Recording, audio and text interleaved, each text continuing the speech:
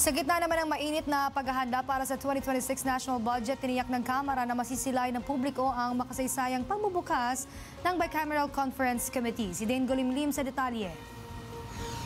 Tuloy na ang open at live stream Bicameral Conference Committee. Ito mismo ang kinumpirma ni House Appropriations Committee Chairperson Micaela Swansing. Kinumpirma rin ng mababatas na katuwang niya si Senate Finance Committee Chairperson Win Gatchalian sa paglatag ng mga detalye para sa makasaysayang hakbang tungo sa mas bukas at transparent na proseso ng BICAM. The House has always been very firm on our commitment to opening the Bicameral Conference Committee proceedings, more specifically live streaming the BICAM.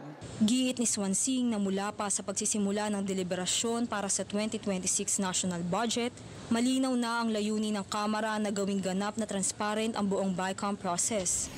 Simulat sa pool ay matibay na ang paninindigan ng House of Representatives patungkol sa pag-livestream ng BICAM.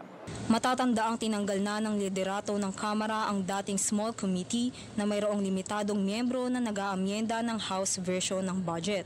Pinalitan ito ng House Budget Amendments Review Subcommittee na ngayon ay naka-livestream ang pag-aayos ng mga line items sa 2026 national budget. Samantala, dahil sa dami ng mga panukalang batas na kailangang matapos, kabilang na ang General Appropriations Act para sa 2026 na aprobahan na ng plenaryo kagabi ang extended legislative calendar. Sa halip na ma-adjourn sa December 19, ililipat ito sa December 22. Para sa totoong balita sa Bagong Pilipinas, Dane Golimlim, Congress News.